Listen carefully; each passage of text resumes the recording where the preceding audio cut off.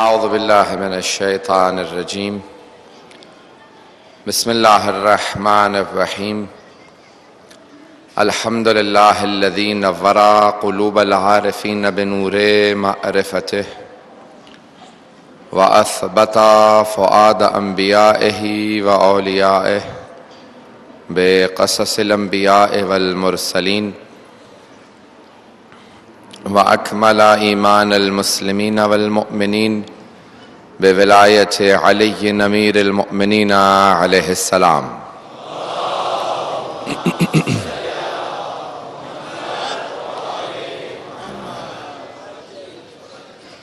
والصلاة والسلام والتحية والإكرام على أفضل الموجودات العبد المؤيد والرسول المسدد المصطفى الأمجد المحمود الأحمد أعني أبا القاسم محمد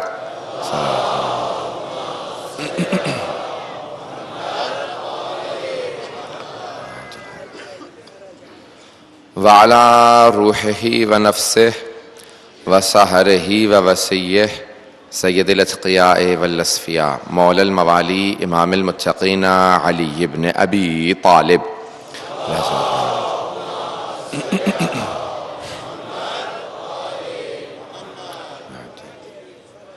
وعلى أوصيائه لا سيما بقية الله في الأرضين روحي وأرواح العالمين لتراب مقدمه الفداء واللعنة الدائمة على أعدائهم أجمعين من الآن إلى قيام يوم الدين أما بعد فقد قال الله الحكيم في كتابه الكريم بسم الله الرحمن الرحيم والعصر إن الإنسان لفي خسر إلا الذين آمنوا وعملوا الصالحات وتواصوا بالحق وتواصوا بالصبر صدق الله العلي العظيم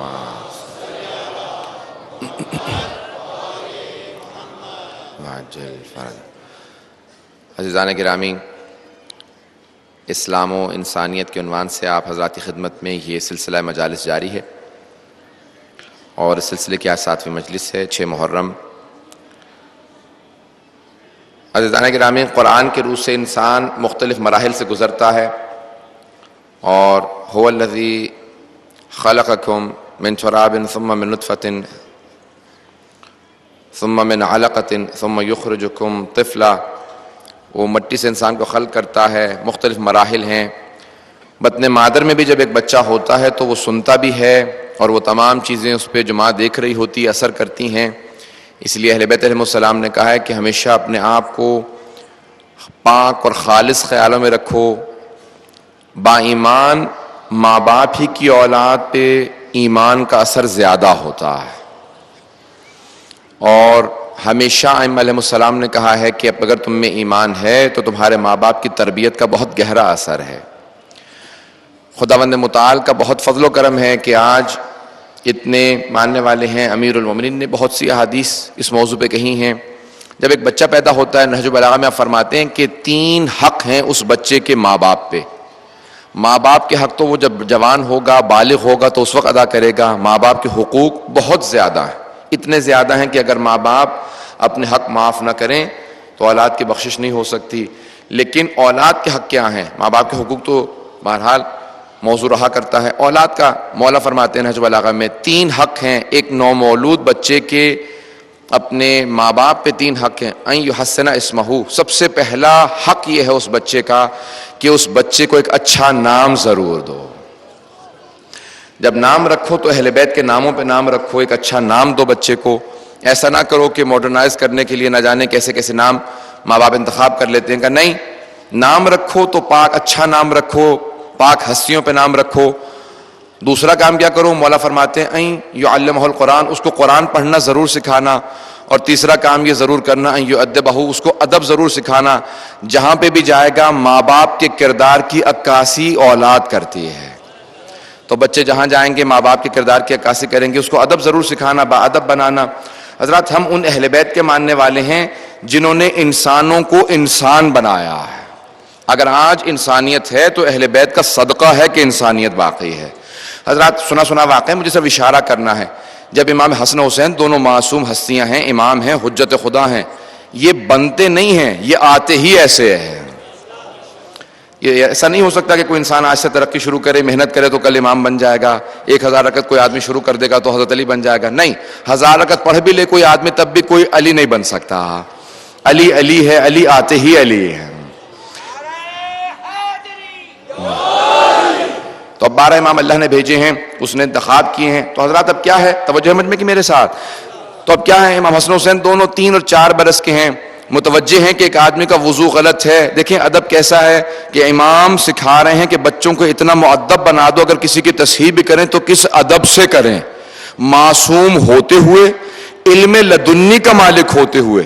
کسی بزرگ کی تصحیح کر رہے ہیں تو اس پیارے انداز سے کہ وہاں عصمت کے درجے سے کسی طرح سے کم نہیں ہوتے، کس پیارے انداز سے ادب کی اس کی تصحیح کرتے ہیں۔ اس کا وضو غلط ہے، دیکھ لیتے ہیں، ایک بزرگ کا وضو صحیح نہیں ہے، ایک بوڑھا آدمی ہے، بزرگ ہے، صحابی رسول ہے، وضو صحیح کرنا نہیں آتا، تو کیا کہتے ہیں امام حسن مجتبی اپنے بھائی سے، کہا بھیا دیکھو اس کا وضو صحیح نہیں ہے، آؤ ہم دونوں مل کے اس کے وضو کی تصحیح کر دیتے ہیں، آؤ اس کا وضو صحیح کر دیں۔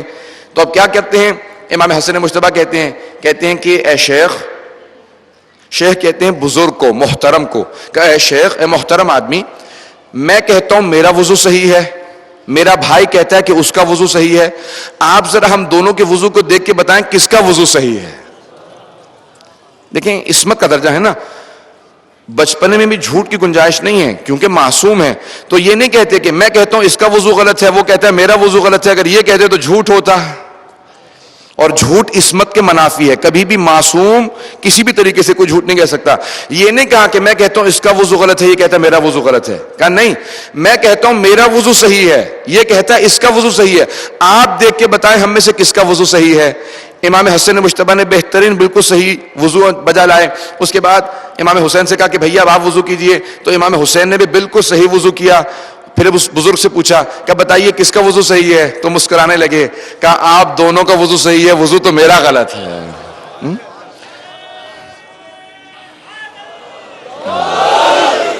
غور فرمائے عزیزان گرامی، کتنا پیارا انداز ہے۔ دیکھیں بچپنا ہے لیکن کیونکہ معصوم ہے اس عصمت کے تقاضے کو پورا کر رہے ہیں، انسان کو انسانیت سمجھا رہے ہیں کہ دیکھو ہم ایک بزرگ آدمی کا بھی وضو صحیح کرتے ہیں، تو یہ نہیں کہتے میں امام ہوں تمہارا وضو غلط ہے، کہا نہیں، میں کہتا ہوں میرا وضو صحیح ہے، میرا بھائی کہتا ہے اس کا وضو صحیح ہے، آپ بتائیے کس کا وضو صحیح ہے۔ دونوں کا صحیح وضو دیکھنے کے بعد اس نے کہا مجھے معلوم ہو گیا آپ دونوں کا تو وضو صحیح ہے، میرا ہی وضو غلط ہے۔ اس کو وضو سکھایا بھی تو اتنے پیارے انداز سے کہ سیکھنے کا دل کرنے لگا۔ اگر ایک مسئلہ انسان جانتا ہو دوسرے کو اس طرح سے نہ سکھائے کہ اسے محسوس ہو مجھ میں کوئی کمی ہے، مجھ میں کوئی چیز کم رہ گئی ہے، یہ عصمت کا درجہ ہے کہ اس پیارے انداز سے کہ اپنے سے اس کو کم اور اس کو یہ محسوس نہیں کرواتے کہ تمہیں کچھ نہیں آتا، نہیں، اسے کہا کہ نہیں بتائیے حضرت یہ پیارا انداز ہے، تو اب اس انداز سے سکھا رہے ہیں۔ معصوم فرماتے ہیں 3 برس تک ایک بچہ اس مرحلے میں آ جاتا ہے کہ جہاں اس کا شعور ڈیولپ ہونے لگتا ہے، اس میں شعور پیدا ہوتا ہے، اب وہ اچھے اور برے کی تمیز پیدا کرتا ہے کہ جیسے ہی وہ شعور آ گیا اب اس شعور کو کسی بھی طریقے سے سپریس مت کرو، اس کو گھٹاؤ مت، اس کو کمزور مت کرو۔ اللہ نے ہر بچے کو فطرت اسلام پہ پیدا کیا ہے، اس کے اندر اچھائی پائی جاتی ہے۔ اللہ کی فطرت کیسی ہے؟ تخلقوا باخلاق اللہ، وہ اخلاق پیدا کرو، انسان سچا پیدا ہوتا ہے، ایسا ایسا معاشرہ یا اس کے بزرگ اس کو جھوٹ کی طرف لے جاتے ہیں، تو اب سچائی بہت بڑی نعمت ہے۔ توجہ مجھ میں کہ میرے ساتھ، جب آپ پہلی مرتبہ کسی بچے کو خدا نہ خواستہ کہیں نا کہ ذرا ٹیلی فون اٹھاؤ پوچھو کون ہے، کہہ دو میں گھر پہ نہیں ہوں، تو بچہ کیا کہتا ہے؟ کہتا ہے میرے بابا کہہ رہے ہیں وہ گھر پہ نہیں ہے، کیونکہ بچے کو جھوٹ بولنا نہیں آتا، تربیت ہو رہا ہے نا، اب اس کو ابتدا میں جھوٹ بولنے میں دقت محسوس ہوگی، غلطیاں کرے گا، آہستہ آہستہ اس کو عادت ڈال دیں گے۔ تو حضرات بچے سچے پیدا ہوتے ہیں، انہیں سچا ہی رہنے دیجیے۔ معصوم فرماتے ہیں کہ ہر انسان فطرت اسلام پہ پیدا ہوتا ہے، اللہ جو فطرت دے کے بھیجتا ہے اللہ کبھی بھی اس کے اندر برائی نہیں ڈالتا۔ توحید کا عقیدہ پہلے سے موجود ہوتا ہے، معاشرہ اسے توحید سے دور کرتا ہے، اس کے اندر ایک ہدایت کی طلب پائی جاتی ہے، وہ کسی نبوت اور امامت کے اندر اپنے اندر پاتا ہے کہ ہاں کوئی نبی ہونا چاہیے، کوئی امام ہونا چاہیے، کوئی ہادی ہونا چاہیے، ہمیشہ اس کے اندر وہ تگ و دو ہوتی ہے کہ میں علم حاصل کروں، ترقی کروں، کمال۔ اب کیا کرتا ہے بچہ سوالات زیادہ کرتا ہے، بات بات پہ پوچھتا ہے یہ کیوں ہوتا ہے، لوگ مرتے کیوں ہیں، آندھیاں کیوں آتی ہیں، بارشیں کیوں ہوتی ہیں، ماں باپ کو جواب نہیں آتا تو کیا کہتے ہیں تم سوال بہت کرتے ہو۔ آہستہ آہستہ اس کی اس سیکھنے کی طلب کو کمزور بناتے چلے جاتے ہیں۔ پیغمبر فرماتے ہیں کہ بچوں کو جتنے وہ سوالات کریں ان کی حوصلہ افزائی کرو. آج ایک نوبل پرائز ونر ہے, اسے سوال کیا گیا تمہیں نوبل پرائز کیسے ملا, علم اتنا حاصل کیسے کیا؟ کہ ہر روز میرے بابا مجھ سے سوال کرتے تھے آج نیا کیا سیکھا ہے. کہ میں مجبور ہوتا تھا کچھ نہ کچھ نیا سیکھوں تاکہ جا کے جواب دے سکوں. حضرات یہی امیر المؤمنین کا فرمان ہے کہ مومن کے 2 دن برابر نہیں ہونے چاہیے, آج کل سے بہتر ہونا چاہیے. اگر ہر انسان یہ سوچ لے کہ میرا آج کل سے بہتر ہو تو ہر مومن ویسا ہوگا جیسا ایک نوبل پرائز ونر ہو. ہر آدمی میں, ہر مرد میں, ہر مومن میں, ہر مومنہ میں یہ صلاحیت ہوگی ہر روز اس کا آج کل سے بہتر ہو. مولا فرماتے ہیں کہ آج ہمیشہ کل سے بہتر ہو, ہر روز کچھ نہ کچھ نیا سیکھو. تو اس کنجکاوی کو, اس سیکھنے کی صلاحیت کو کبھی گھٹاؤ مت. بچوں کے اندر اس صلاحیت کو اور پروان چڑھاؤ, وہ سیکھتے رہیں, ہر روز سیکھیں.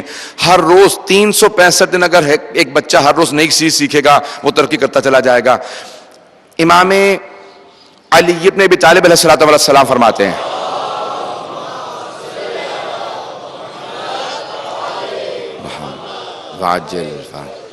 یہ حدیث جب بھی میں پڑھتا ہوں تو یقین مانیے اپنی کوتاہیوں کا احساس ہوتا ہے.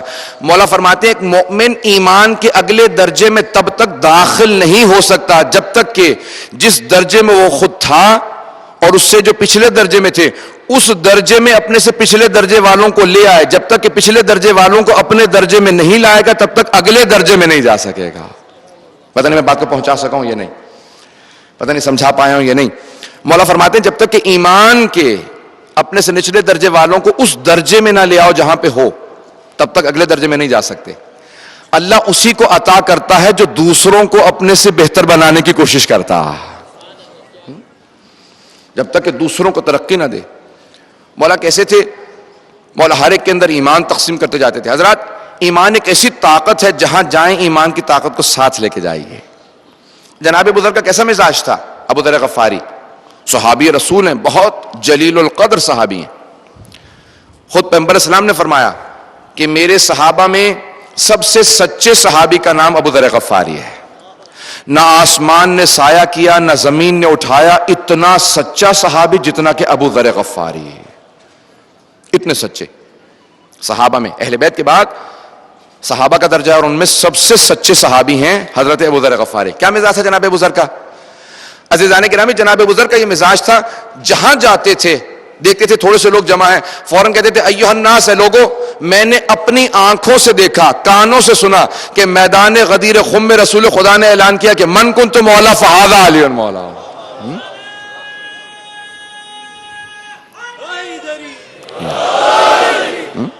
اور فرمائے عزیزان گرامی یعنی جہاں پہ موقع ملتا ہے فوراً سچائی کو پہنچاتے ہیں, جہاں موقع ملتا ہے حقیقت کو لوگوں پہ واضح کرتے ہیں, جہاں موقع ملتا ہے ایمان کو تقسیم کرتے چلے جاتے ہیں. ایمان چراغ کی طرح سے ہوتا ہے, چراغ سے چراغ جلاتے چلے جائیے. مولا فرماتے ہیں کہا کہ المؤمن کالماء, مومن پانی کی طرح سے ہوتا ہے.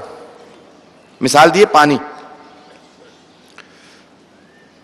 فقہ میں علماء نے بحث کی ہے پانی بھی 5 طرح کے ہوتے ہیں. آب جاری ہوتا ہے, آب کر ہوتا ہے, بارش کا پانی ہوتا ہے, آب قلیل ہوتا ہے, کنویں کا پانی ہوتا ہے. میں نے جلدی جلدی مسئلہ پیش کر دیا, مجھے فقہی درس نہیں دینا. معصوم فرماتے مومن پانی کی طرح سے ہوتا ہے. حضرات پانی کی سب سے بڑی خصوصیت یہ ہے, جوس ہے, دودھ ہے, نہ جانے کتنے اور لیکوڈز ہیں, کتنے اور مشروبات ہیں, لیکن کسی بھی چیز کے اندر سب چیزیں پاک ہوں تو آپ پی سکتے ہیں, پاک ہوتی ہیں لیکن پاک کرتی نہیں. پانی کی سب سے بڑی خصوصیت یہ ہے کہ وہ طاہر بھی ہوتا ہے مطہر بھی ہوتا ہے, خود پاک ہوتا ہے اور دوسری چیزوں کو بھی پاک کرتا ہے. پتہ نہیں میں واضح کر سکا یا نہیں. پانی پاک بھی ہوتا ہے اور دوسری چیزوں کو بھی پاک کرتا ہے. اگر میرے ہاتھ پہ خون لگ جائے, مجھے پاک کرنا ہو تو میں پانی ڈالوں گا, خون بہ کے اتر جائے گا, میرا ہاتھ پاک ہو جائے گا. حضرات پانی خود پاک ہے, چیزوں کو پاک کرتا ہے. پتہ نہیں میں واضح کر سکا ہوں یا نہیں. حضرات مولا فرماتے ہیں مومن پانی کی طرح سے خود بھی پاک ہے, جہاں جہاں جائے گا سب کو پاک کرتا چلا جائے گا. کیا چیز پاک کرتی ہے؟ ایمان انسان کو پاک کرتا ہے. ایمان مومن پانی کی طرح سے جہاں جائے گا. اب کچھ اس کی کیفیات مختلف ہوتی ہیں. کوئی مومن آب قلیل کی طرح سے, تھوڑے سے پانی کی طرح سے. آب قلیل کے اندر یہ ہوتی ہے خود پاک ہے, پاک بھی کرتا ہے, لیکن جیسے نجاست چھو جائے, تھوڑی سی بھی نجاست گر جائے تو فوراً نجس ہو جاتا ہے. کچھ ایسے ہوتے ہیں بہت جلدی اگر غلط صحبت میں بیٹھے تو فوراً آلودہ ہو جاتے ہیں. لیکن کچھ آب کر کی طرح سے ہوتے ہیں، جب تک کہ نجاست رنگ بو یا ذائقے کو نہ بدلے تب تک ان کی مزاج کو کوئی فرق نہیں پڑتا۔ حضرات مومن کی مختلف صفات ہیں، کچھ آب جاری کی طرح سے ہوتے ہیں، جتنی مرضی نجاست ان کے پاس سے گزر جائے اتنے قوی ہوتے ہیں، اتنے مضبوط ہوتے ہیں، دریا کی طرح سے ہوتے ہیں، جہاں سے بہتے ہوئے جائیں گے ایمان کو ساتھ لے کے جائیں گے۔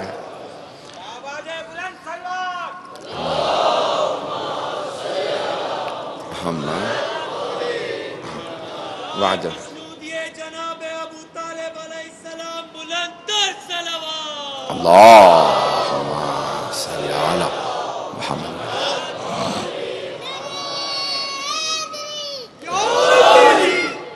غور فرمائے سے جانے گرامی، مومن کے اندر کیا صفات ہونے چاہیے۔ اب ایک بچہ 3 برس سے 4 برس کا ہوگا، 7 برس تک ہو جائے گا۔ مولا فرماتے ہیں کہ 3 مرحلے بہت اہم ہیں۔ پہلے 7 سال اپنے بچے کو سردار سمجھو۔ سردار کا مطلب یہ نہیں ہے کہ اسے ادب نہ سکھاؤ، تعدیب نہ کرو، ڈانٹو مت، نہیں، یہ سب چیزیں ضروری ہیں تاکہ بچے کے اندر ادب پیدا ہو جائے، لیکن اس سے کام مت کرواؤ، نوکری مت کرواؤ، کوئی ایسی خدمت مت لو، کیونکہ پہلے 7 سال سردار ہے، اگلے 7 سال غلام، یعنی وہ تربیت کا اہم ترین مرحلہ ہوتا ہے۔ 7 سال، کون سے 7 سال؟ 7 سال سے 14 سال تک کا مرحلہ۔ اب اس دوران بچیوں کو کیا کرو؟ توجہ ہے مجھ میں کہ میرے ساتھ؟ اگلے 7 سال کے مرحلے میں امیر المومنین کی حدیث ہے، 21 سال تک کا مولا نے آپ کو ایک پورا کا پورا برنامہ دیا ہے، ایک پروگرام دیا ہے، کیسے کرنا چاہیے۔ کہا پہلے 7 سال اپنا سردار سمجھو، اگلے 7 سال اسے غلام سمجھو۔ کیسے؟ کہا کہ سختی کرو، بچیوں کو 7 سال سے پردے کی عادت ڈالو، بچوں کو نماز کی عادت ڈالو۔ کہا کیوں؟ کیا؟ کیونکہ ابھی وہ بہت ہی کچی عمر کے ہیں، بہت پاک ہیں، جو عادت ڈال دو گے وہ ان کی عادت ثانیہ بن جائے گی۔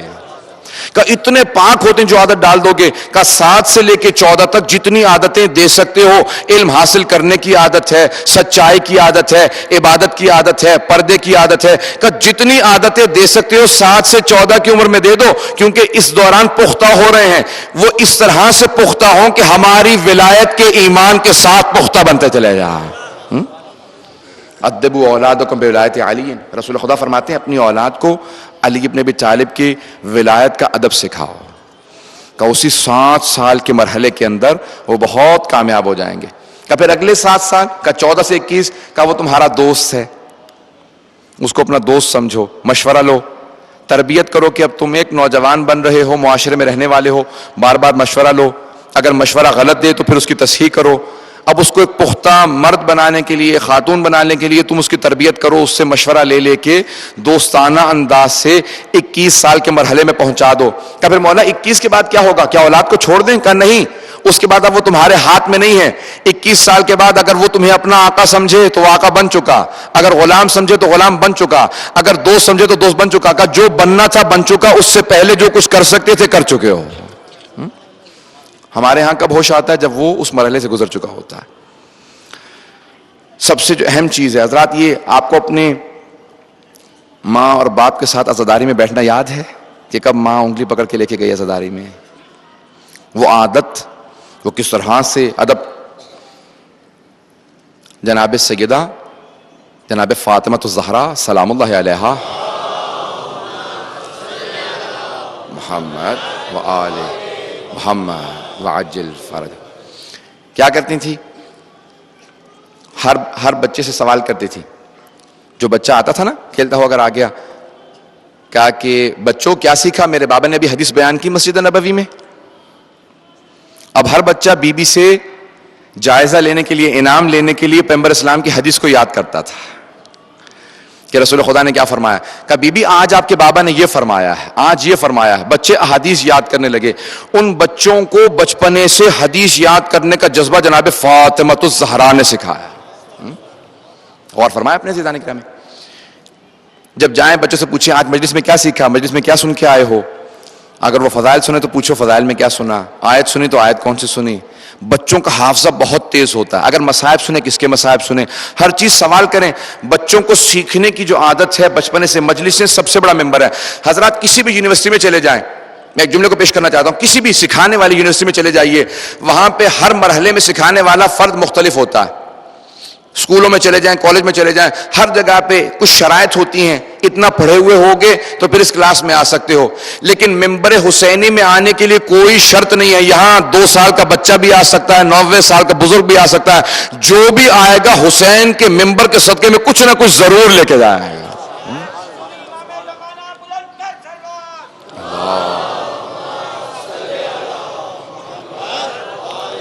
محمد وعجل فرج. عزیزان کرام، آپ نے غور فرمایا یہ ممبر سب سے بڑا انسٹیٹیوشن ہے، اور یہ پورا انسٹیٹیوشن جو ہے جناب زینب کبریٰ جناب امام سجاد نے دیا. اتنا بڑا میڈیم کسی کے پاس نہیں ہے، پوری دنیا میں کسی کے پاس سیکھنے اور سکھلانے کا اتنا بڑا میڈیم نہیں ہے. یہاں پہ تفسیر بھی بیان ہوتی ہے، حدیث بھی بیان ہوتی ہے، تاریخ بھی، فضائل بھی، مصائب، ہر چیز کا بیان ہوتا ہے. آج پوری دنیا میں اس سے بڑا میڈیم نہیں ہے. عزیزان گرامی، ہمارے ائمہ فرماتے ہیں، کہا کہ مختلف مراحل ہیں زندگی کے. میں نے بچپنے کے متعلق کچھ پیش کیا، اب آئیں ذرا کچھ جوانی سے متعلق، کیونکہ انسان مختلف مراحل سے گزرتا ہے. عزیزان گرامی، سننا چاہ رہے ہیں سب لوگ میرے ساتھ؟ میں مجمع سے کنیکٹ رہنا چاہتا ہوں، اس لیے میں سوال ضرور کرتا ہوں، اس کا برا مت محسوس کیجیے گا. میں چاہتا ہوں کہ ہر فرد میرے بھائیوں کی طرح میرے ساتھ چلتا رہے. ہم کن ائمہ کے ماننے والے ہیں؟ وہ کہتے ہیں مختلف مراحل ہیں. جوانی کا مرحلہ، مولا نے کہا کہ دیکھو دوست ضرور بناؤ، سب سے اہم چیز زندگی میں دوستی ہے، اور ایک اچھا دوست زندگی کا ماحصل ہے. زندگی کی سب سے بڑی تمہارے جو حصول ہے، حاصل کردہ چیز ہے، وہ اچھی دوستی ہے. آج مغربی معاشرے کا سب سے بڑا ہم پہ المیہ یہ ہے کہ مغرب میں رہنے والوں کو یہ نہیں پتا ہوتا کہ میرے ہمسائے میں کون ہے، کلاس میں کون ہے. ساتھ بیٹھتے ہیں، ساتھ رہتے ہیں، کسی کو کوئی نام پوچھنے والا بھی نہیں ہوتا، کسی کو کچھ نہیں معلوم ہوتا. معصوم فرماتے ہیں نہیں، ہمسائے سے رابطہ رکھو، نام بھی پوچھو. کچھ باتیں تلخ کہوں گا لیکن سن کے جائیے گا حضرات. آپ معاشرے میں رہ رہے ہیں، ہر معاشرے میں رہنے والا ہر فرد ذمہ دار ہے. کل کوئی یہ شکوہ نہ کرے پروردگارہ میں اہل بیت کو نہیں جانتا تھا. اگر آپ میں سے کوئی بھی کسی ہمسائے میں رہتا ہے اور آپ نے اہل بیت کا تعارف نہیں کروایا تو وہ کہہ سکتا ہے پروردگارہ مجھے اس نے تعارف نہیں کروایا تھا. میں نے جناب بزرگ کی مثال پیش کی ہے. ہر فرد پہ ذمہ داری ہے کہ اپنے ہمسائے کو کم از کم یہ بتائیں کہ ہم کن اہل بیت کے ماننے والے ہیں. آپ کا ہر ہمسایہ جانتا ہو، آپ کو دیکھ کے سوال کرے کن اہل بیت کے ماننے والے. ایک جملہ کہوں گا حضرات، جہاں پہ جائیں ہر فرد سے کہیں ہم اہل بیت کے ماننے والے ہیں. کہ کون سے فقہ کو مانتے ہیں؟ کہ فقہ اہل بیت کو. تفسیر کس سے لیتے ہو؟ اہل بیت سے. حدیث کس سے لیتے ہو؟ اہل بیت سے. تاریخ کس سے لیتے ہو؟ اہل بیت سے. زندگی کس سے سمجھتے ہو؟ اہل بیت سے. اتنا آپ کی زبان پہ لفظ اہل بیت آئے کہ آپ کی زبان کا ورد بن جائے. ہر آدمی سوال کرے یہ اہل بیت ہیں کون؟ ہم بھی جاننا چاہتے ہیں.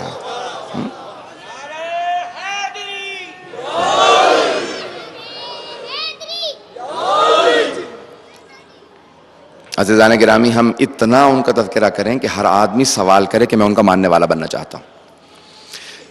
حضرت امیر المومنین فرماتے ہیں، کہا کہ جب دوست بنانے لگو تو 4 شرائط تلاش کرنا. کبھی جھوٹے سے دوستی مت کرنا. جھوٹا سراب کی مانند ہوتا ہے. سراب سمجھتے ہیں نا؟ ایک میرا جب ریگستان میں سفر کرے نا تو ریت پہ دور سے بعض اوقات محسوس ہوتا ہے جیسے پانی کھڑا ہوا، اسے سراب کہتے ہیں. سین رے الف بے، سراب. مولا فرماتے ہیں جھوٹا سراب کی مانند ہوتا ہے. جھوٹے سے دوستی مت کرنا، کیونکہ وہ چیز تمہیں دکھائے گا جو نہیں ہے، اور جو ہوگی وہ نہیں دکھائے گا. کہ جھوٹے سے دوستی مت کرنا. کہ مولا اور کسی سے دوستی نہ کریں. کہ دوسرے بزدل سے دوستی مت کرنا، جب تمہیں سب سے زیادہ ضرورت ہوگی اس وقت تمہارا ساتھ چھوڑ دے گا. کہ تیسرے کسی سے اور دوستی نہ کریں. کہ بے وقوف سے دوستی مت کرنا. چوتھے کہ بخیل سے دوستی مت کرنا. بخیل جو صرف اپنے اوپر خرچ کرنا جانتا ہو، دوسروں پہ خرچ کرنا نہ جانتا ہو. حضرات، جوانی کے مراحل کے متعلق ائمہ نے کتنے درس دیے ہیں. اب اگر آپ دوست ایسا تلاش کر رہے ہیں تو پھر اپنے اندر بھی یہ صفات پیدا کیجئے تاکہ دوسرے بھی آپ کی دوستی کو اپنانا چاہے. ہر آدمی آپ کی دوستی کرنا چاہے. سچائی ہو، شجاعت ہو، سخاوت ہو، اور عقل کا استعمال صحیح. عقل دھوکہ دہی کا نام نہیں ہے. عقل ہے صحیح استعمال کرنا عقل کا. یعنی انسان اللہ کی بندگی کرے، لوگوں کو اللہ سے قریب کرے، یہ بندگی ہے. عزیزان گرامی، کیا چیز ہے یہ عقل جس کے لیے ائمہ نے اتنی تاکید کی ہے؟ دھوکہ دہی مکاری عیاری کا نام عقل نہیں ہے. عقل وہ شے ہے جو اللہ کے قریب کرتی ہے, رسول سے قریب کرتی ہے اور امام وقت سے قریب کرتی ہے. جو عقل امام سے قریب نہ کرے وہ عقل نہیں ہے. ایک حدیث کو امام جعفر الصادق سے پیش کرنا چاہتا ہوں علیہ الصلوۃ والسلام.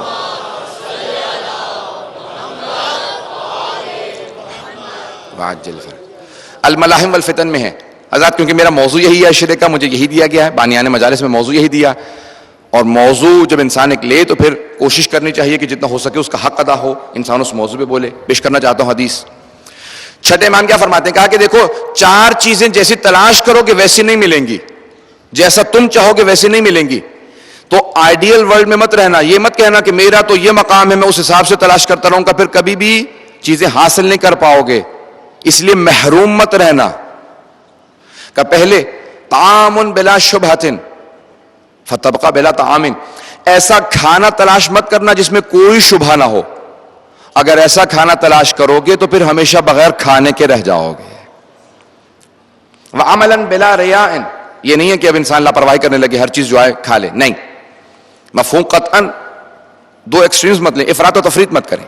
کھانے میں احتیاط کریں, حلال کھائیں, لیکن اتنا مت کریں کہ شکی بن جائیں, کچھ نہ استعمال کریں.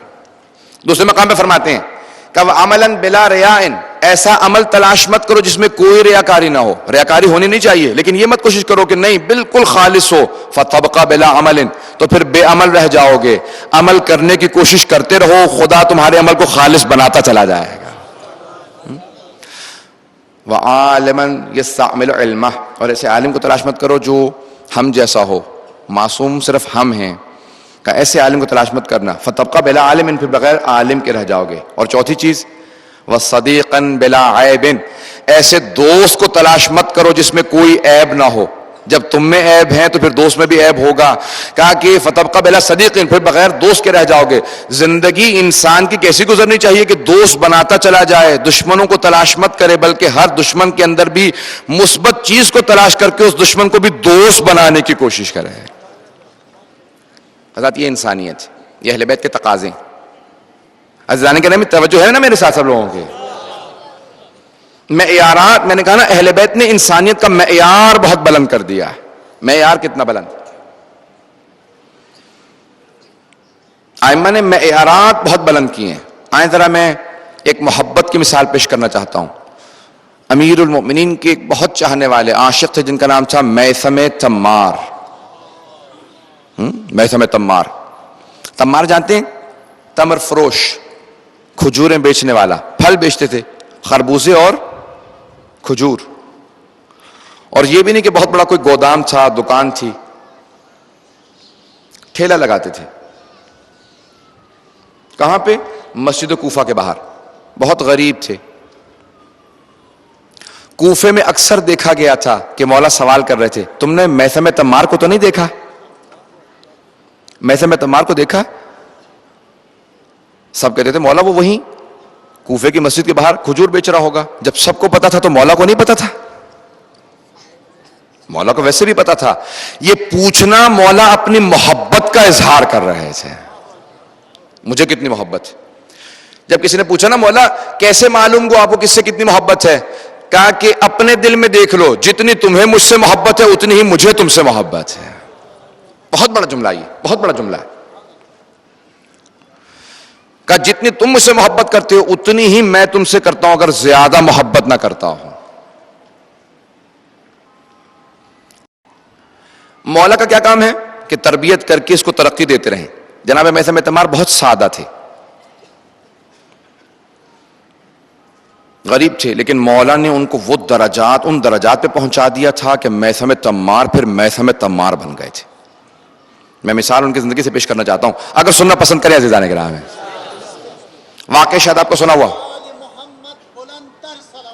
اللہم صلی علی محمد وآل محمد وعجل.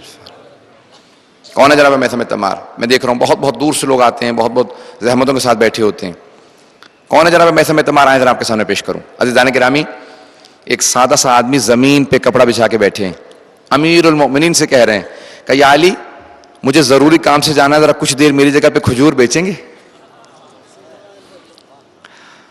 دیکھیں میں آپ سے سوال کروں گا, اگر ہم میں سے کسی سے کوئی کہہ دے ایسی بات تو شاید ہم بھی نہ مانیں, اور اگر مولائے کائنات ہوں,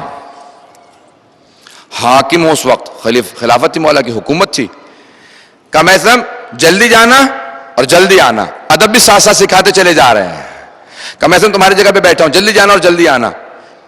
حضرات جناب میثم تمار گئے, واپس آئے, اتنے میں کھجوریں خریدنے کے لیے ایک منافق آ گیا. اس نے کہا علی نے تو کبھی کھجور بیچے نہیں ہیں. اس کے پاس ایک کھوٹا سکہ تھا, اس نے فوراً ہاتھ میں لیا. صرف نوجوانوں کی غرض سے اس جملے کو پیش کر رہا ہوں. اس نے کہا یا علی, ایک درہم میں کتنے کھجور آتے ہیں؟ مولا نے کہا اب تک تو کتنے کھجور خریدتا رہا ہے؟ اس نے اس زمانے کا وزن بتایا, کہا اتنے. مولا نے کہا وہاں سکہ رکھ, کھجور لے لے. اس نے چھپا کے کپڑے کے نیچے سکہ رکھا کہ کھوٹا سکہ کہیں مولا کی نگاہ نہ پڑ جائے. حضرات ہم ایسے کو علی مانتے ہیں جو بغیر دیکھے بتا دے کھوٹا ہے یا صحیح ہے.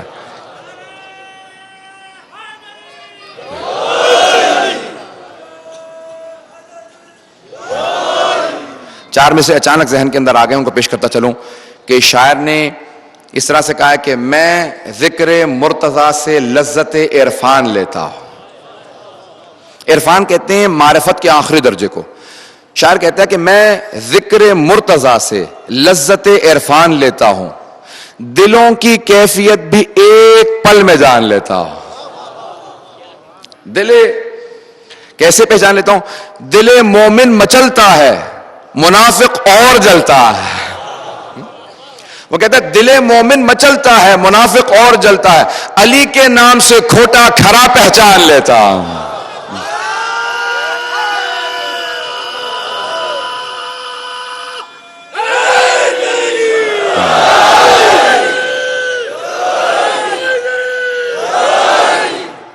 غور فرمائے تھے جانے کے راہ میں.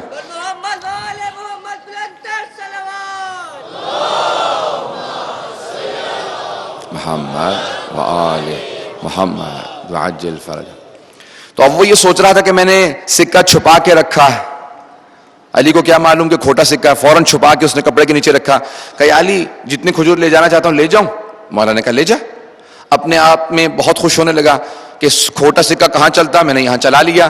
اس نے کھجور تولے, اپنے تھیلے میں ڈالے, چلنے لگا. بہت خوش ہوا کہ میں نے دھوکہ دے دیا. اچھا اب دیکھیں, ہر دور میں ایسا ہوتا ہے کہ بعض اوقات گھروں کے اندر جو ازواج ہوتی ہیں وہ بہت مومنہ ہوتی ہیں, خود جو ہے وہ منافق ہوتا ہے. اس زمانے میں بہت زیادہ تھا. اس کی زوجہ بہت بڑی مومنہ تھی, ہمیشہ مولا کے فضائل پڑھا کرتی تھی.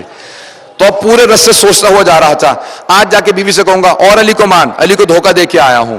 لیکن وہ بھی بہت ہی دل سے مومنہ تھی. میں بتا رہا ہوں جو کہ انسان کس طرح سے مومن بنتا ہے. اب چلا پورے رس سے سوچتا ہوا جا رہا ہے کہ جا کے زوجہ کو بتاؤں گا اپنی کہ تو علی کو مانتی ہے, میں دھوکہ دیا. اتنے میں جناب میثم تمار پہنچے. کہا یا علی میرے پیچھے کوئی سودا بھی کیا؟ مولا نے کہا ہاں وہاں سکہ پڑا ہے.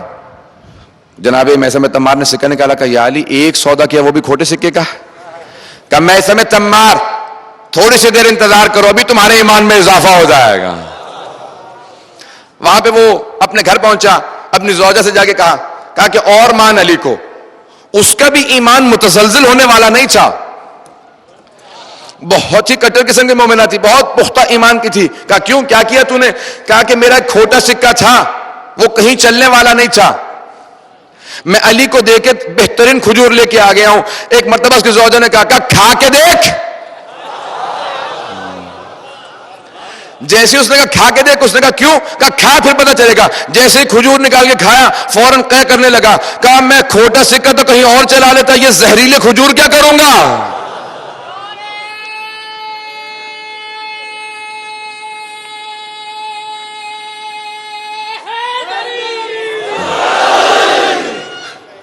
کہ یہ زہریلے کھجور کیا کروں گا. فوراً دوڑا, چلتا ہوا گیا. کہا میں کھجور واپس کراؤں. آیا, کہ یا علی یہ کھجور زہریلے ہیں. مولا نے کہا تیرا سکہ کون سا کھرا تھا. اب فوراً کھجور واپس ڈالنے لگے. جیسے ہی اصلی کھجوروں میں ڈالنے لگے نا تو جناب میثم تمار نے روک دیا. کہا رک جا, یہ زہریلے کھجور ہیں, ان کو الگ رکھ, یہ کھجور صاف ہے. مولا نے کہا میثم ابھی نہیں سمجھے, میثم تمار جب تک یہ کھجور اس کے پاس ہے تب تک خراب ہے, جیسے واپس آئیں گے پھر دوبارہ صحیح ہو جائیں گے. کہ میثم جو مجھے دھوکہ دیتا ہے وہ مجھے نہیں اپنے آپ کو دھوکہ دیتا.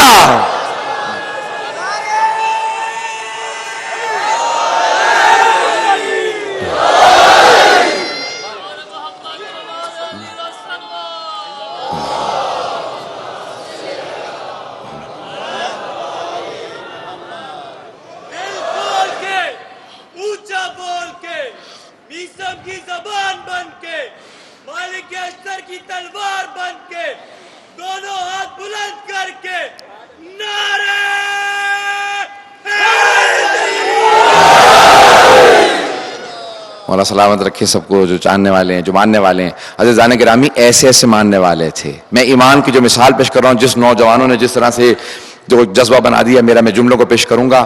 امیر المؤمنین انہیں میثم تمار سے کہا، میثم کتنی محبت کرتے ہو مجھ سے؟ کہا مولا بہت محبت کرتا ہوں. کتنی محبت کرتے ہو؟ کہا مولا آپ کے لیے جان دے سکتا ہوں. کہا میثم پھر جان دینے کے لیے تیار ہو جاؤ.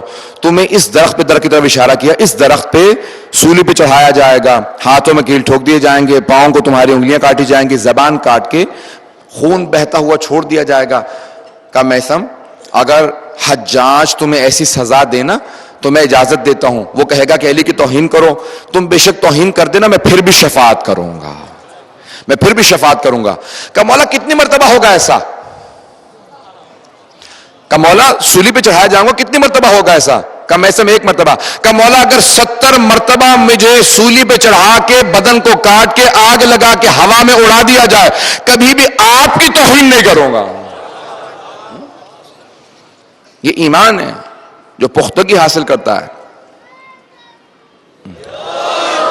اللہ کی ایمان کی طاقت ہے جو انسان کو میثم تمار بناتی ہے، مالک اشتر بناتی ہے، سلمان فارسی، ابو ذر غفاری بناتی ہے. انسان سے پھر سلمان بن جاتا ہے.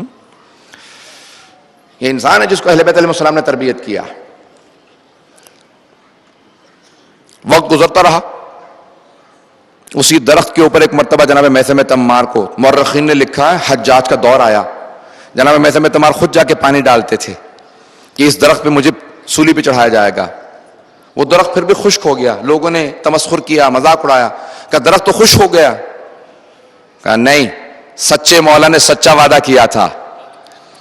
اس کے نیچے بیٹھ کے قرآن پڑھا کرتے تھے. حضرات شہادت کے اتنے عاشق تھے جناب میثم تمار، بار بار وہیں پہ آ کے آرام کیا کرتے تھے. کہا اس پہ مجھے امیر المومنین کی ولایت میں دار پہ چڑھایا جائے گا. پھر انسان نہیں رہتا، ایمان کے وہ درجات پار کر جاتا ہے کہ خداوند متعال پھر اس بندے کو اپنا بندہ بنا لیتا ہے. وقت آیا، مجھے اس طرف اشارہ کرنا ہے. میثم تمار کو، جناب میثم تمار کو حجاج نے حکم دیا کہ دار پہ چڑھا دو. اور پوچھا کہ حجاج کیا کہا تھا تیرے مولا نے تجھے کہ میں کیسے تجھے قتل کروں گا؟ میں نے سنا کہ علی اپنے سارے چاہنے والوں کو بتا دیا کرتے تھے کہ کیسے دار پہ چڑھائے جائیں گے. کہاں مجھے بتایا تھا کہ تو سولی پہ چڑھائے گا، دار پہ چڑھائے گا، میری زبان کاٹ دے گا. کہا کہ میں اب تیرے معاذ اللہ میں تیرے مولا کو جھوٹا ثابت کروں گا، تیری زبان نہیں کاٹوں گا. جب ایک مرتبہ سولی پہ چڑھایا نا، دار پہ چڑھا دیا، سب چلے گئے. تو حجاج نے کہا کیا بات ہے، وہ درخت کے سامنے اتنا ہجوم کیوں لگا ہوا ہے؟ کہا میثم تمار نے کوفے والوں کو دعوت دی ہے. کہا کوفے والوں آخری مرتبہ میری زبان سے علی کے فضائل سن لو. کہ سارا کوفہ جمع ہو گیا. کہ جلدی سے جا کے زبان کاٹ دو، اس سے پہلے کہ اور فضائل سنائے. جب زبان کاٹنے لگے نا تو فوراً جناب میثم تمار نے کہا کہ حجاج سے کہہ دینا میرا مولا نہیں، حجاج جھوٹا ہے. کہ ایمان ایسے ترقی کرتا ہوا کن مراحل پہ جاتا ہے. بچوں کی رگوں میں ایمان دوڑ رہا ہو، اتنا پاک و پاکیزہ بنا دیں، ولایت علی دے دیں کہ کبھی برائی کی طرف نہ جائے، کبھی جھوٹ کی طرف نہ جائے، کبھی بزدلی کی طرف نہ جائے. ہمیشہ احساس کرے اپنے اندر اس ولایت کا جو ائمہ نے ہم سے تقاضا کی. توجہ ہے میرے ساتھ مجمع کی؟ کتنا مقام ہے. ایسے چاہنے والے آپ کو بہت ملیں گے. یہ انسان اس میں بے انتہا صلاحیات ہیں. اس دور میں بھی ایسے لوگ موجود تھے کہ جو ہر چیز کی قربانی دینے کے لیے تیار تھے، اور اس دور میں بھی لوگ موجود ہیں جو ہر طرح کی قربانی دینے کے لیے تیار ہیں. آج اپنے اسی پاکستان کے حالات دیکھ لیجئے، کتنے تھریٹس آ رہے ہیں، کیا کچھ نہیں ہو رہا، لیکن کوئی عزاداری کو نہیں روک سکتا.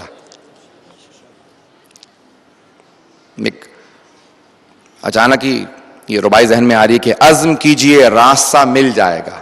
نیت کرنا نا، عزم کہتے ہیں پختہ ارادے کو. عزم کیجئے راستہ مل جائے گا اور سلسلے سے سلسلہ مل جائے گا. توجہ ہے مجمع کی؟ عزم کیجئے راستہ مل جائے گا، سلسلے سے سلسلہ مل جائے گا. مرتضیٰ سے مصطفیٰ تک آئیے، مصطفیٰ سے نہیں، مرتضیٰ سے مصطفیٰ تک آئیے. 2 قدم چلیے، خدا مل جائے گا.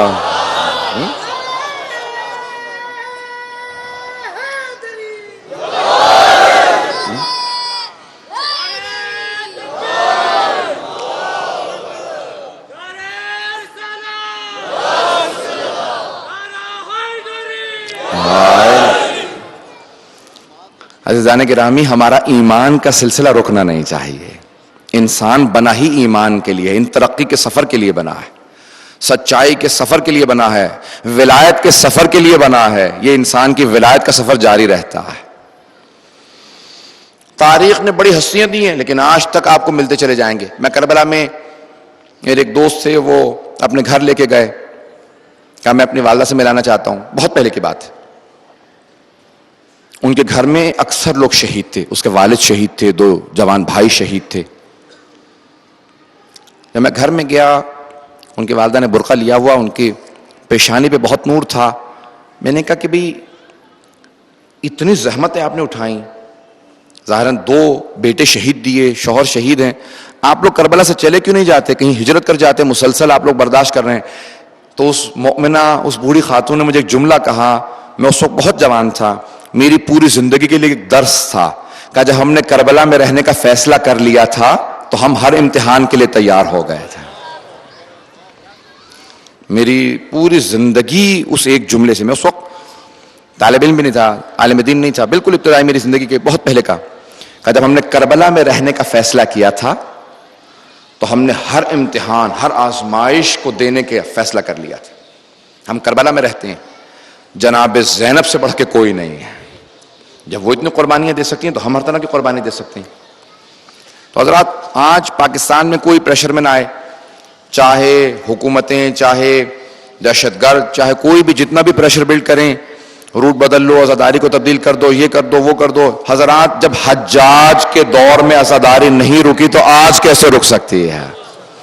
وہ یزید جو اپنے دربار میں عزاداری نہیں رکوا سکا، جس نے پابندیاں لگا رکھی تھی، زنجیریں پہنا رکھی تھی، وہ عزاداری نہیں رکوا سکا. جناب زینب نے وہاں پہ مصائب پڑے، اسی یزید کا پورا دربار رو رہا تھا. جب اس کے دربار میں مجلس ہو رہی تھی، جناب زینب کبریٰ بتا رہی تھی کہ میں باغی کی نہیں، نواسہ رسول کی بہن ہوں. مصائب پڑھنا شروع کیے، سارا دربار رونے لگا.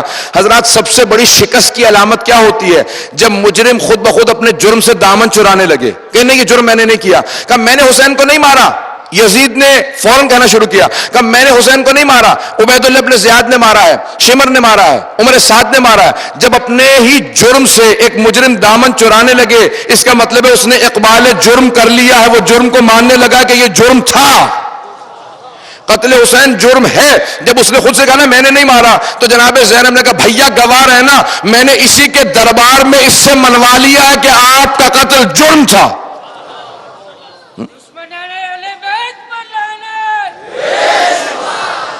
عزیزان گرامی، غور کیا آپ نے؟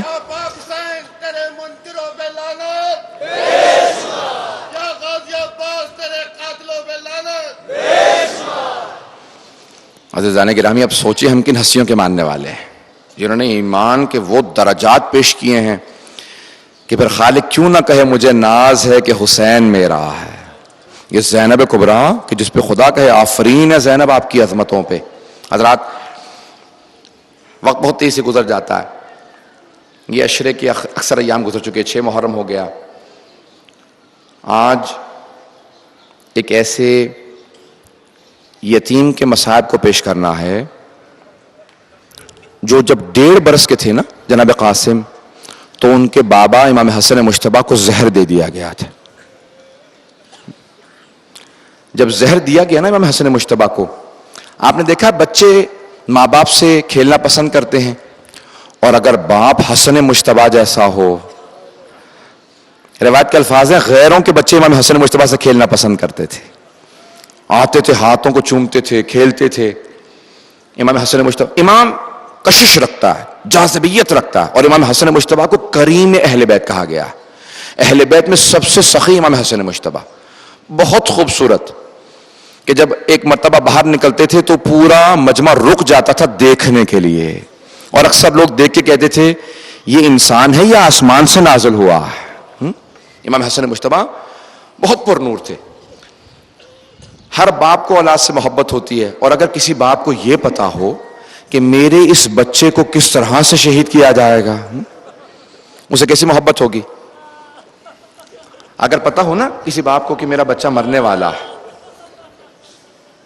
یہ بوڑھا نہیں ہوگا، یہ جوانی میں، بلکہ جوانی سے پہلے نوجوانی میں 13.5 سال کا ہوگا اور بڑے برے طریقے سے شہید کیا جائے گا. بھوک و پیاس ہی بڑی سخت ہے، اور اگر یہ بتایا جائے کہ نہ جانے گھوڑے دوڑ جائیں گے. پیش کروں آپ کے سامنے مصائب. عزیزان گرامی، آج مجھے ایک مظلوم باپ کے مظلوم بیٹے کے مصائب پیش کرنے ہیں.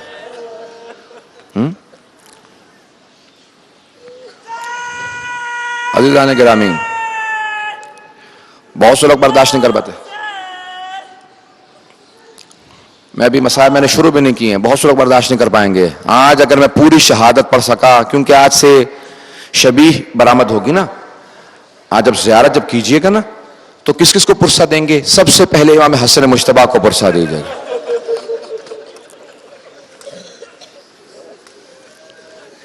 پیش کروں الفاظ. جب امام حسن مجتبیٰ کو زہر دیا گیا تھا نا تو روایت کے الفاظ ہیں آپ کا کلیجہ نکل آیا تھا. زہر دیا گیا، تشت میں پورا کلیجہ نکل آیا، قے ہوئی اس میں پورا کلیجہ نکل آیا. اتنے کریم ہیں. دیکھیں انسان، اس کو دوسروں کا درد محسوس ہونا چاہیے نا. حسن مجتبیٰ جیسا کوئی انسان نہیں ہو سکتا. جب تشت میں آپ کا کلیجہ نکل آیا نا تو سب سے پہلا کیا کام کہا؟ یہ نہیں کہا کہ میرا کلیجہ نکل آیا، کہا بھیا حسین یہ تشت چھپا دو، یہ تشت چھپا دو، میری بہنوں کی نگاہ نہ پڑ جائے.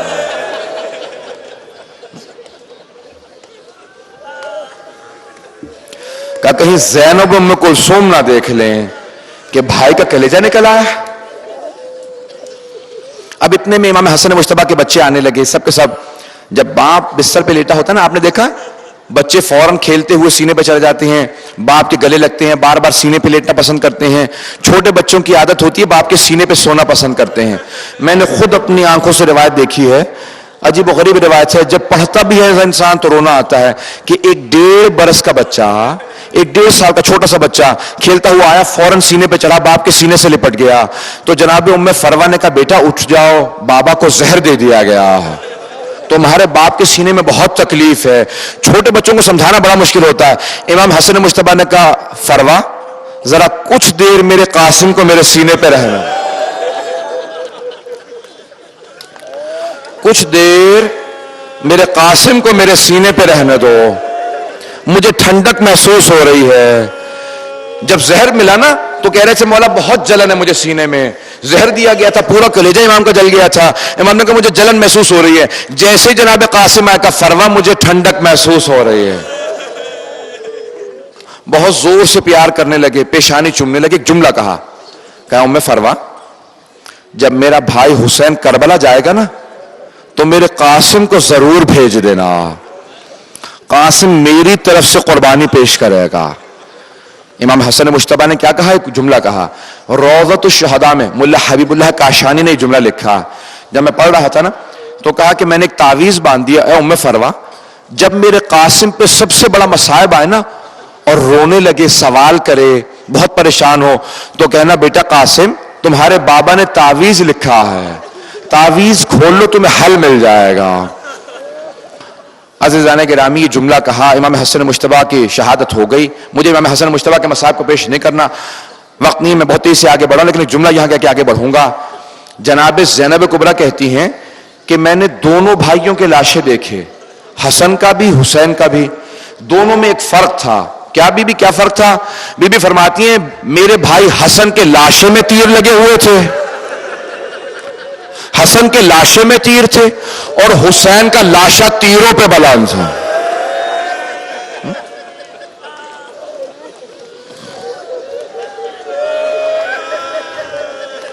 اجرکم اللہ، اجرکم اللہ. عزیزان گرامی آج ذرا ایک مرتبہ جنت البقیع کا رخ کر کے کہیے گا، ایک ٹوٹی ہوئی قبر سے کہیے گا اے حسن مجتبیٰ آپ کی ٹوٹی ہوئی قبر کا بڑا صدمہ ہے. اے حسن مجتبیٰ آپ کے بیٹے قاسم کے لاشے کے پامال ہونے کا بڑا صدمہ. اجرکم اللہ. پیش کروں آپ کے سامنے عزیزان گرامی، جملوں کو سنیں گے، میں پیش کرنا چاہتا ہوں. شب عاشور گزرتی گئی، میں نے کل جملے پیش کیے تھے. جب صبح نمودار ہوئی نا تو ایک ایک کر کے سب اجازت لیتے رہے، شہادت کے لیے جاتے رہے. بیوہ ماؤں کو اپنے یتیم بچوں کی تکلیف زیادہ محسوس ہوتی ہے. جناب ام فروہ خیمے میں بیٹھی ہوئی تھی. اچانک جناب زینب سے کہا کہ بی بی یہ جو کسی کے رونے کی آواز آ رہی ہے نا کسی بچے کے, مجھے محسوس ہوتا ہے یہ میرا یتیم قاسم ہے. جناب ام فروہ کا دل تڑپنے لگا کہ یہ میرا یتیم بچہ قاسم رو رہا ہے. یتیموں کو باپ بہت یاد آتے ہیں. جناب ام فروہ اٹھی, خیمے کا پردہ ہٹا کے دیکھا. حضرت کہ میری طرف دیکھ سکیں, مورخین کے میں نے الفاظ یہ پڑھے ہیں, مقاتل میں جملے یہ ہیں کہ آپ نے دیکھا ہے پیشانی گھٹنوں میں رکھ کے کیسے بچے روتے ہیں. کہ جناب قاسم نے گھٹنے پکڑے ہوئے تھے, اپنی پیشانی گھٹنوں میں دی ہوئی تھی اور بار بار بلند آواز سے رو رہے تھے. اپنے بابا کو یاد کرتے تھے کہ بابا آپ نہیں ہیں چچا, مجھے اجازت نہیں دیتے, بابا میں جانا چاہتا ہوں. ایک مرتبہ جناب ام فروہ نے کہا کہ بیٹا قاسم, تمہارے بابا نے کہا تھا کہ ام فروہ جب قاسم بہت پریشان ہو نا تو اسے کہنا اپنے بازو پہ سے تعویذ کھول لے. تعویذ کھولا, اس میں کیا لکھا تھا اب جملوں کو سنیے گا. امام حسن مجتبی نے جناب قاسم کو خط لکھا تھا. کیا لکھا تھا کہ یا بنیا قاسم, اے میرے جگر کے ٹکڑے قاسم, اذا وجدت عمک الحسین غریبا مظلوما وحیدا عطشانا, اے میرے لخت جگر قاسم, اے میرے جگر کے ٹکڑے قاسم, جب تم اپنے چچا حسین کو تنے تنہا پاؤ, غریب و مظلوم پاؤ, بھوکا پیاسا پاؤ, تو قاسم اپنی جان قربان کرنے میں دریغ نہ کرنا. جناب قاسم نے فوراً آنسو صاف کیے, خط ہاتھ میں لیا. حمید ابن مسلم کہتا ہے میں نے دیکھا بچے کا چہرہ چاند کی طرح چمک رہا تھا. آنسو صاف کر کے کہا چچا جان ابھی بھی اجازت نہ دیجیے گا, دیکھیں میرے بابا نے کیا لکھا ہے. امام حسین نے کہا کیا لکھا ہے میرے بھیا نے. خط ہاتھ میں لیا. میں نے مقاتل کے اکثر کتابوں میں دیکھا ہے, روضۃ الشہداء میں لکھا ہے, ریاض القدس میں لکھا ہے. امام حسین نے خط پڑھا. امام حسن کا خط پڑھنے کے بعد بلند آواز سے رونے لگے. جناب قاسم کو سینے سے لگایا کہ اس غربت کے عالم میں میرے بھائی حسن نے مجھے یاد رکھا.